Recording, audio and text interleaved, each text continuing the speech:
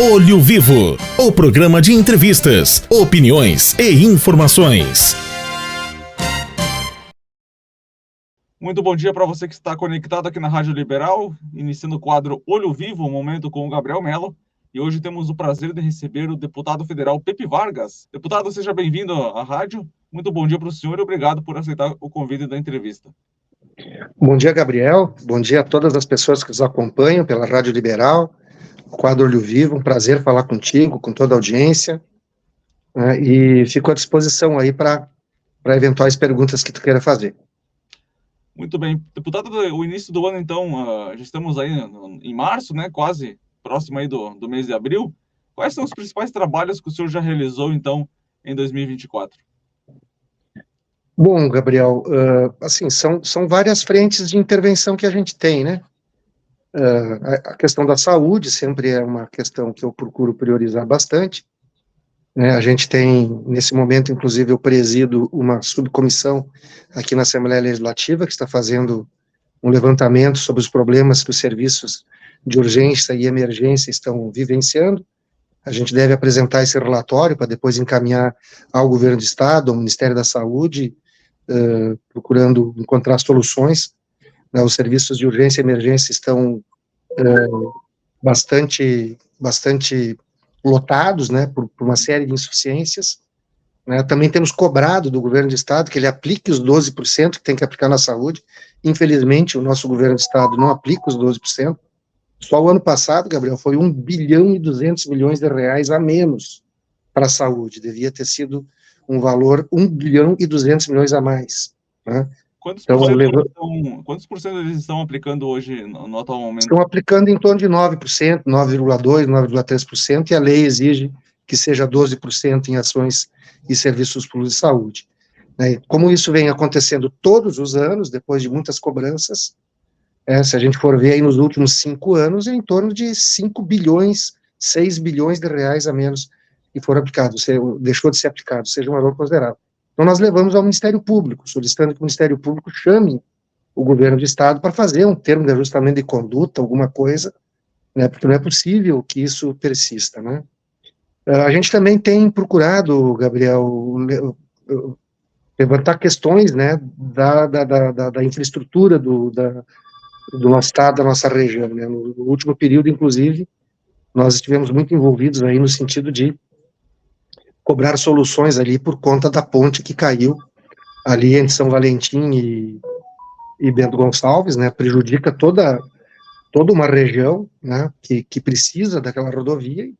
Agora tem a balsa, né, mas já vimos que nos finais de semana a balsa também fica muito cheia de gente, então isso atrapalha eventos. Já teve eventos que deixaram de ser realizados, né, por conta dessa questão. Tivemos audiência com os prefeitos de toda a região junto ao DAER, e o DAER nos colocou a necessidade de fazermos gestões junto ao governo federal, para que o governo federal auxilie na obra, né? Então fizemos essas gestões, e para nossa alegria, que a obra é uma obra estadual, uma rodovia estadual, mas o governo do estado está pedindo para o governo federal ajudar na obra. Para nossa alegria, agora na sexta-feira, na vinda do presidente Lula aqui ao estado, então foi anunciado que o governo federal vai aportar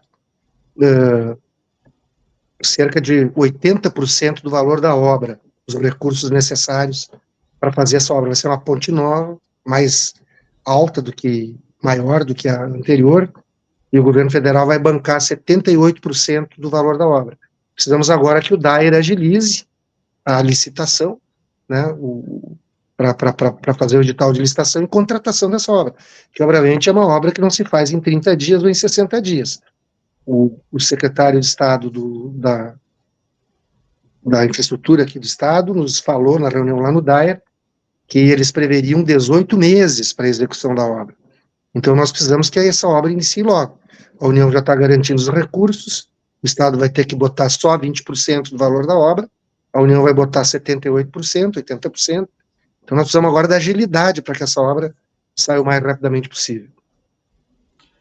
Até em relação à presença do presidente, nesses últimos dias aí no Rio Grande do Sul, teve alguma conversa com ele e também sobre as as questões financeiras, né, os apoios aí financeiros, os investimentos. Como é que foi, então, esse encontro e as informações que o senhor pode passar para nós diante da presença, então, do Lula aqui no Rio Grande do Sul? Bom, o nosso estado, em termos de investimentos federais, foi muito maltratado nos últimos anos, né? Nós ficamos ali de 2017 até o ano passado, praticamente com o governo federal tocando obras que já haviam sido iniciadas lá antes de 2017, ainda na gestão da presidenta Dilma, mas foi aportando recursos muito, muito insuficientes, quase a conta-gotas, tanto é que nenhuma daquelas obras que foram iniciadas lá em 2014, 2015, 2013, foram concluídas de 2017 até agora. A partir do ano passado, o governo federal voltou, então, a investir mais fortemente. Então, por exemplo, aqui na BR-116, entre São Leopoldo, Novo Hamburgo e até Charlau, que a obra estava praticamente paralisada, da construção das pontes novas, da nova elevada ali na Charlau, para quem vem da Serra poder entrar na região metropolitana, essa obra está hoje com canteiro de obras ativo e com muita rapidez, né? Tem um transtorno, até porque a obra está sendo realizada, então tem um congestionamento, porque a rodovia está em obras, mas a gente já começa a ver que a elevada está quase concluída, que a obra da ponte está quase concluída, dentro de alguns meses está concluído. Né? A mesma coisa lá para a região sul, a BR-116 na região sul, né? Também vai estar concluída nos próximos meses. O mesmo vale para a retomada da duplicação da BR-290. Né? Também está contratado o projeto executivo, até julho, agosto, deve estar pronto para a extensão da BR-448, de Sapucaia até Portão, o que vai permitir para todo mundo que vem da Serra poder, não vai mais precisar pegar a BR-116 para ir a Porto Alegre, vai poder pegar a 448, vai desafogar o trânsito, vai agilizar, né? Aqui na região da Serra, além desse investimento ali que o governo federal vai ajudar na reconstrução da ponte entre São Valentim e Bento Gonçalves, nós estamos com as obras da BR-470 ali, a recuperação da rodovia entre Veranópolis e Bento Gonçalves em pleno andamento, contratado também para fazer o projeto executivo para duplicação da BR-470 entre Nova Prata e Bento Gonçalves.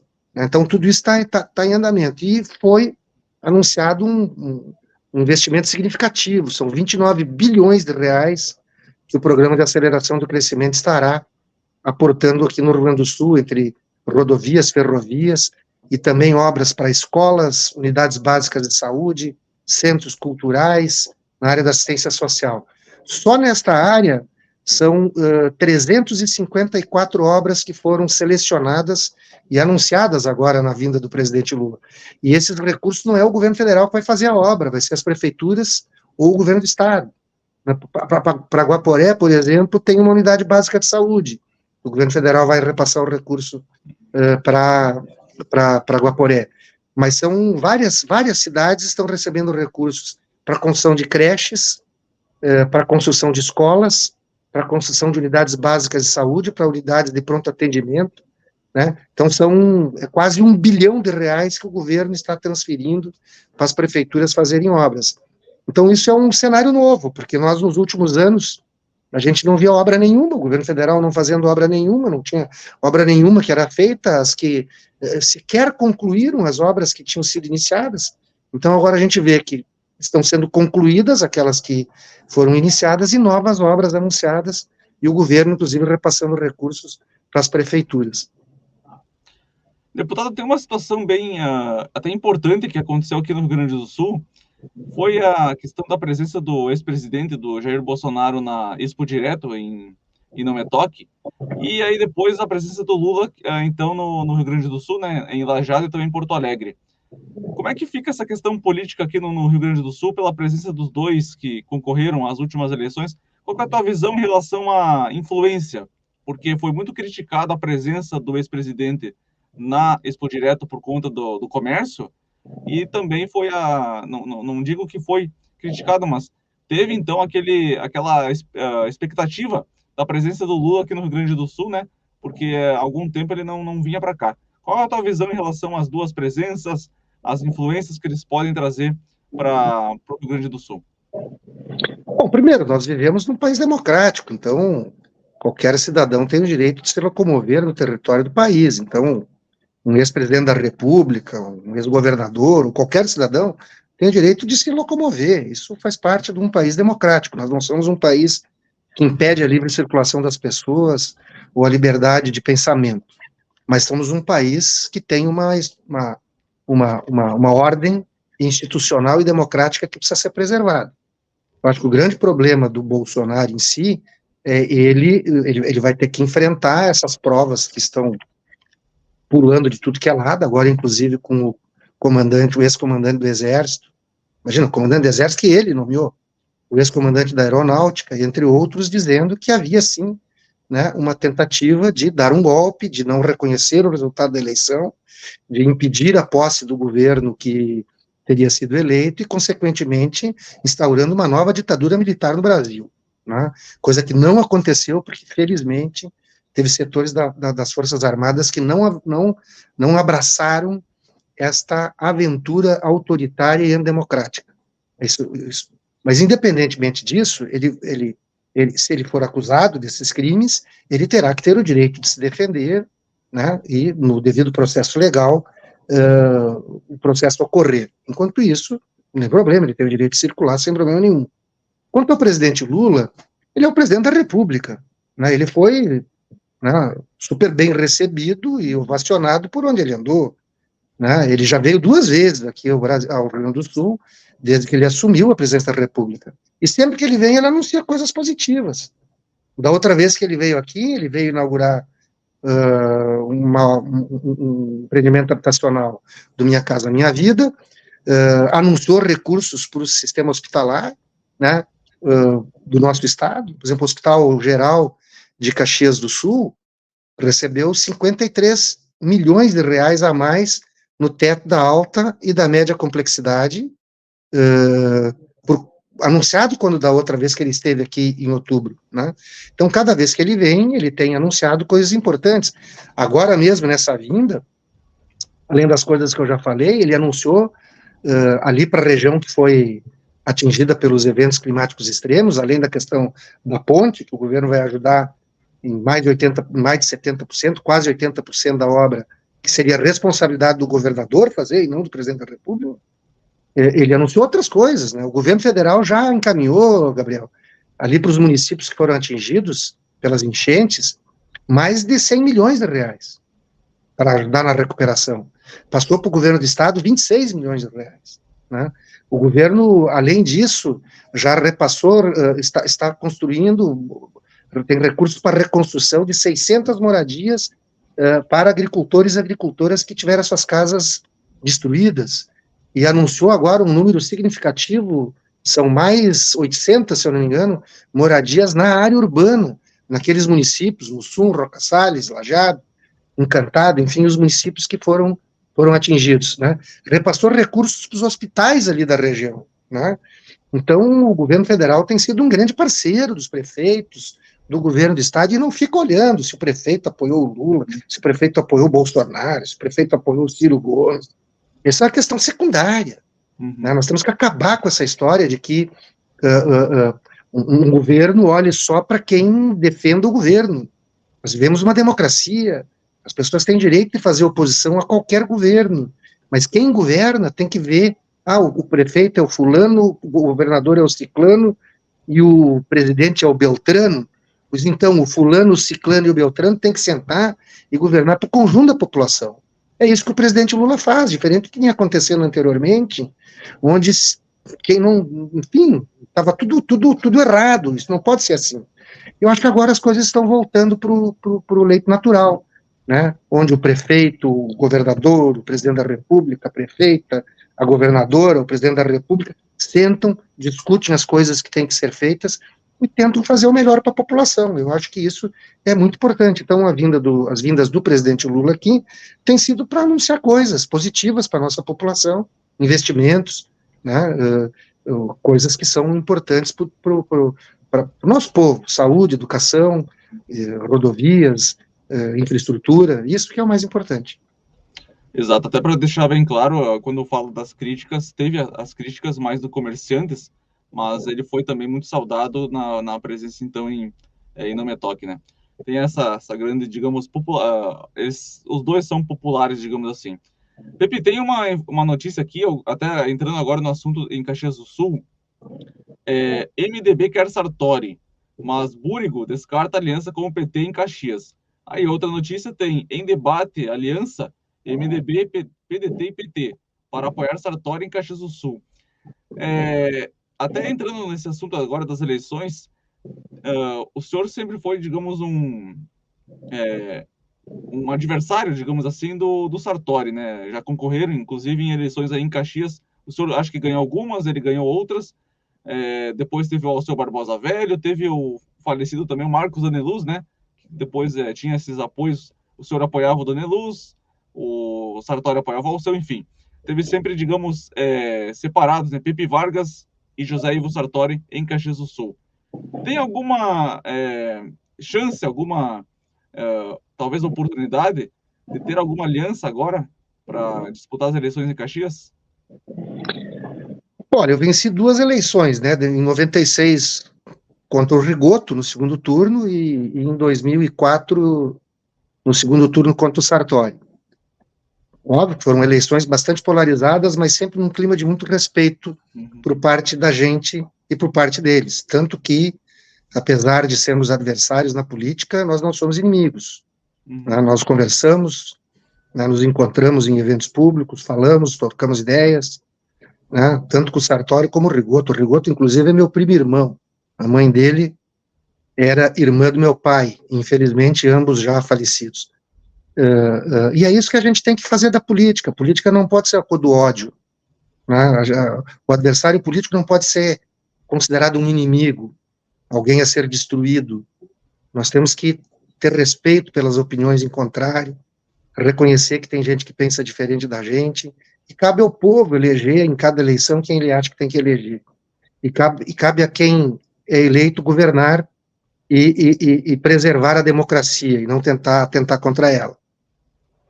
Agora, nessa disputa que vai ter em Caxias, não só em Caxias, em todos os municípios, mas especificamente em Caxias do Sul, o Sartori não será candidato. Ele mesmo já anunciou que não pretende ser candidato. Também havia especulações em torno do meu nome, eu também não sou candidato, a nossa candidata, a nossa pré-candidata, não é candidata ainda, é a Denise Pessoa, né, foi vereadora, presidente da Câmara Municipal, elegemos a Denise deputada federal na última eleição, e estamos discutindo, tentando compor uma frente democrática e popular, né? Estamos discutindo no momento com, além da frente Brasil da Esperança, que é PT, PCdoB e Partido Verde, nós estamos discutindo com o PDT, estamos discutindo com o Solidariedade, estamos discutindo com o PSOL e com outros partidos. O Alceu Barbosa Velho, que foi vice-prefeito, e prefeito depois também, ele vinha defendendo uma tese de que seria importante unificar forças que defendem a democracia nesse momento em que tem setores que, inclusive, tentaram dar um golpe e tem, enfim, não tem prezado pela democracia. A nossa posição foi muito clara, olha, nós não somos contra, de forma alguma, seria muito importante se o PMDB, por exemplo, resolvesse compor uma frente dessa natureza. Mas o próprio PMDB refutou essa tese, né? Embora o Sartori não seja candidato, o PMDB tem dito que vai procurar fazer uma aliança de centro-direita. É um direito que o MDB tem, né? Nós queremos fazer uma aliança de centro-esquerda, né? Mas terão outros atores no processo eleitoral. O próprio prefeito atual, Adilode Domênico, é candidato à reeleição, tem uma outra frente mais de extrema-direita sendo constituída, né? Então, terá uma eleição, talvez com menor número de candidaturas do que teve na última, talvez 4, talvez 5, talvez até menos candidaturas, né? Mas o importante é que cabe à população decidir aquilo que for o mais significativo. De nossa parte, nós entendemos que é necessário ter um governo que priorize mais as questões da saúde e da educação. Caxias é uma cidade que sempre garantia vaga para todas as crianças em idade escolar. Hoje não garante mais. Caxias era uma cidade que tinha um sistema único de saúde que era modelo para o Brasil inteiro. Hoje não é mais. Caxias tinha uma limpeza pública que era exemplar. Hoje não tem mais uma limpeza pública que é exemplar. Né? Os bairros estão com bastante problemas de infraestrutura. Então é preciso retomar um governo que governe com participação popular, que discuta as prioridades do orçamento com a população, e é isso que a gente vem tentando construir nesse processo todo. Até agora, falando propriamente sobre o município mesmo, qual que é a tua visão sobre a atual administração de Caxias do Sul? O que você mudaria, o que você gostaria que tivesse de diferente? O senhor até já falou um pouquinho agora, né, sobre saúde, sobre a limpeza e tal, mas como é que o senhor analisa o atual momento aí de Caxias? Olha, eu tenho muito respeito pessoal pelo Adiló, que é o prefeito. Nós nos conhecemos desde o tempo da faculdade, sempre estivemos em lados opostos, desde o movimento estudantil, em chapas diferentes, né? Mas, enquanto pessoa, eu tenho um profundo respeito por ele, ele também tem respeito por mim. Mas eu não acho que a gestão do Adiló seja uma boa gestão para Caxias do Sul. Acho que deixa muito a desejar, Caxias está muito parada, Caxias tem que ser uma cidade mais dinâmica, tem que acelerar, né, coisas importantes, tem que acelerar o desenvolvimento econômico, tem que acelerar, né, os investimentos na saúde e na educação. Eu acho que a prefeitura está muito parada e tem um retrocesso em muitas áreas, né? Aquilo que eu estava dizendo antes, né? Nós tínhamos um sistema único de saúde que era modelo, era exemplar. Hoje deixa muito a desejar, começando desde a atenção primária à saúde até a média, alta complexidade, né? Caxias tem apontamento do Ministério Público para garantir vagas para as crianças em idade escolar. Isso é um absurdo, né? Nós nunca tivemos uma situação assim, né? Desde que foi municipalizada a educação, lá nos anos 80, a prefeitura sempre garantiu as vagas, né? Então, se a educação e a saúde não funcionam, o que vai funcionar? O que é mais importante do que essas duas coisas? Lógico que a prefeitura pode fazer mais em outras áreas, né? Eu vejo uma falta de criatividade para pensar novos programas, novas políticas públicas, né? Vem se repetindo há muitos anos, né? Sem novidade, e além de não ter novidade, ainda coisas que funcionavam voltando para trás. Então, embora tenha um respeito pessoal por ele, né, eu tenho críticas à administração do Adiló. A questão também agora, eu estava até olhando aqui algumas informações, notícias, sobre o reajuste do magistério, então para 3,62%. Qual que é as principais informações que o senhor tem para falar um pouco sobre isso? Bom, o governador Eduardo Leite mandou um projeto aqui para a Assembleia, na prática, para colocar aquilo que eu era obrigado a fazer, porque o piso do magistério nacional foi reajustado em 3,86%, então o Estado também tinha que reajustar aqui. Uhum. Qual é que é o problema? O problema é o seguinte, que quando tu vai ver, tem aí em torno de quase 30% do magistério não vai ganhar nada de aumento. Né? Não vai ser todos os que vão receber os 3,86%.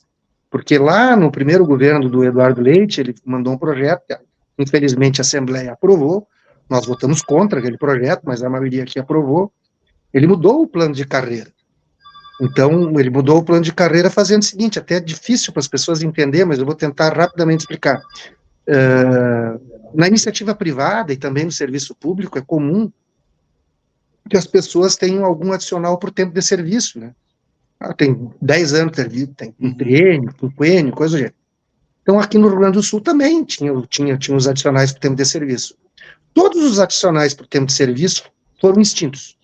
A partir daquela votação, os servidores novos que entram não têm mais adicional por tempo de serviço. E os que tinham adicionais já, que eles tinham direito, esses adicionais foram transformados numa coisa que passou a ser chamado parcela de irredutibilidade. Então, quando tu for pegar um contra-cheque de um servidor público da área da educação, por exemplo, tu vai encontrar lá o seguinte, salário base, tanto, parcela de irredutibilidade, tanto. Quando dá 3,86% de reajuste, como deu agora, incide só sobre o salário base, não incide sobre a parcela de irredutibilidade. Mas é pior do que isso. Aquele percentual que dá, digamos que a pessoa ganhasse R$1.000, para facilitar o cálculo, né? Ele ganharia R$38,60 de reajuste. Uhum. Mas ele não ganha esse reajuste, porque esse reajuste vai ser descontado da parcela de redutibilidade. Digamos que ele tivesse R$200 de parcela de redutibilidade. Então, os 38,60 é descontado. A parcela de redutibilidade passa a ser não mais 200, passa a ser 200 menos 38, né? Então, passa a ser cento e poucos reais, né?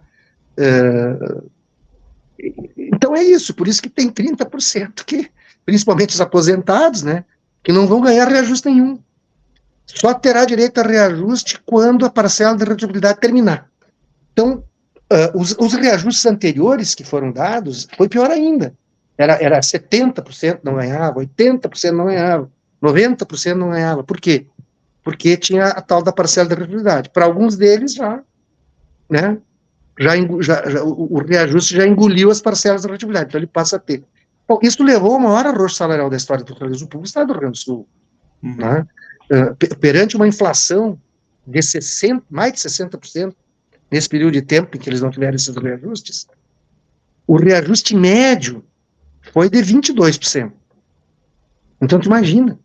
Mas quando tu vai para uma professora aposentada, é mais grave ainda. Porque além de não ter reajuste, ela passou a ter que contribuir mais para a Previdência.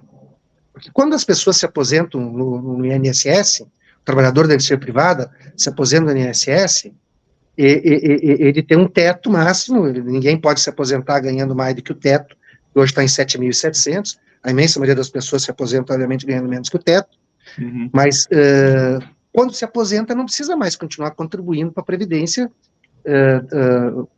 sobre o valor da sua aposentadoria, ele não contribui. Né? Bom, no serviço público era assim também, quem se aposenta ganhando até o teto do regime geral, não precisa pagar Previdência mais. Quem ganha acima do teto, então, contribui com a diferença, o que é justo, diga-se de passagem. Só que o governador Eduardo Leite mudou isso.